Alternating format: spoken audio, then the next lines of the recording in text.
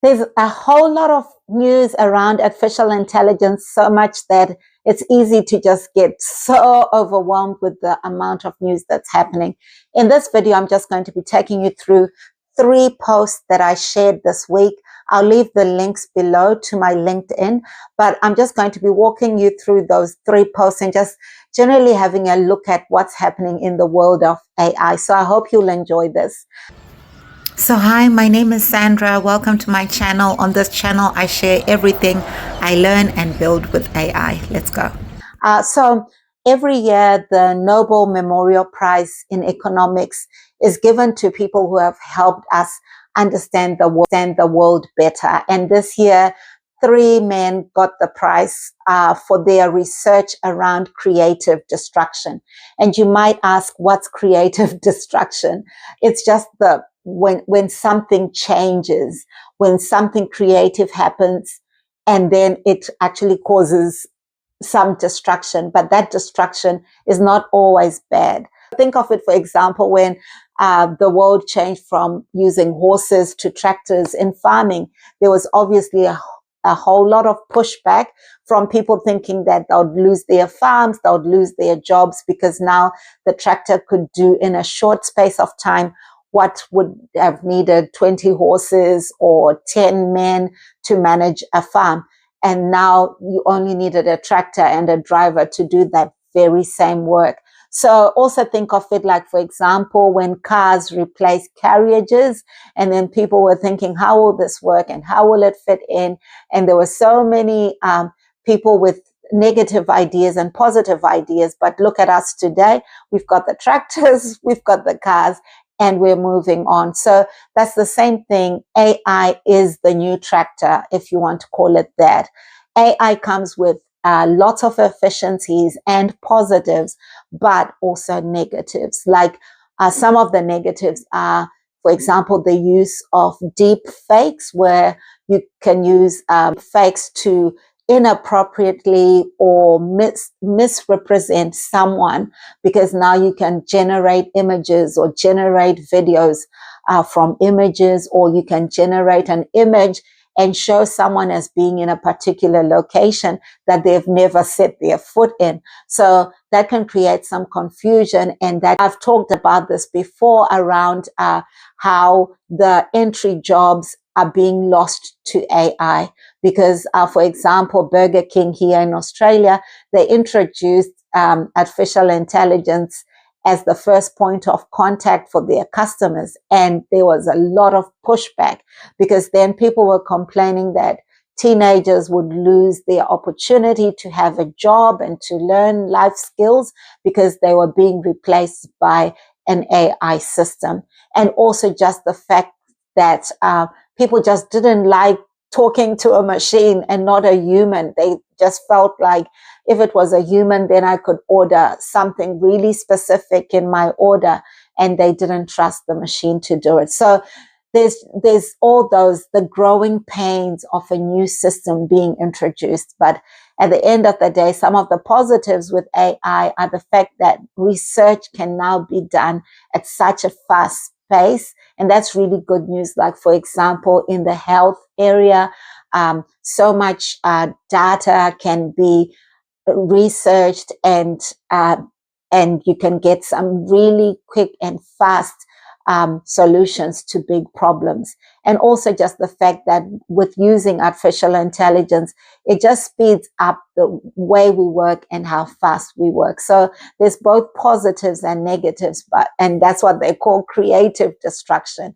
So it's creative, but it brings some destruction. So I guess what I took from that article is the fact that we need to have some direction to which we are going, and we need to put systems in place, have governance around the use of AI, so that we can really use it to our advantage as we move forward in the world. Let me know what you think in the comments below. So destruction alone doesn't create progress. Direction does. We need to know what we want to achieve. So chaos is not the enemy. It's unguided chaos that is it's that use of AI without the governance, the use of AI without putting the human in the loop, so that at least there's a human being who then checks what has been generated by the AI before just taking what AI says. And there's a really good example of that in Australia. Just a few weeks ago, one of the top 4 consultancy companies, Deloitte, they have had to pay the Australian government $440,000 because they produced a report for the government which was riddled with mistakes and inaccurate information, and they've admitted to using artificial intelligence. So at that level now, it becomes a pain, like where you're trying to have public relations, good public relations, but just the use of AI can destroy the work that has been put in for a number of years, just by not really stepping back and looking and just taking a human eye over the work before just giving that to your customer. So there's so many negatives and positives around AI, but I'll put a link to the article, to the post where I talk about how Deloitte have had to pay $440,000 back to the Australian government. So trust is not a feature. AI can draft, it can summarize, and it can give you ideas, but it can't verify those ideas. You need to have a look. You need that human in the loop to check on accuracy of the information that has been provided. And the other thing is, you can't refund reputation. Once trust or reputation is lost, it's lost. And you'd have to work really hard to reverse that brand damage, if at all you can. And governance is your safety net. You need to have good governance around the use of AI, whether it's in your business or as an individual. You need to have some sort of governance that you give yourself when you're using AI tools. So use AI for speed, but use humans for the truth. So I work as an AI transformation partner, which just means I offer consultancy services to different businesses around how they can leverage artificial intelligence in their day-to-day work. And what I've seen is most people are overwhelmed. They're not lazy. They just are overwhelmed by the different things they need to do throughout the day. It's the context shifting from one thing to the other and back to this thing, so that at the end of the day, you're asleep, but your mind has not clocked out. So that's why you can wake up still feeling tired. I've heard someone joke and say, I'm already tired tomorrow. And that's because you're just working and working and working, and you're just so overwhelmed. But without thinking, what is it that you're spending a lot of time doing? What is it that you continue to do? What are those tasks that are so repetitive that you do them over and over again?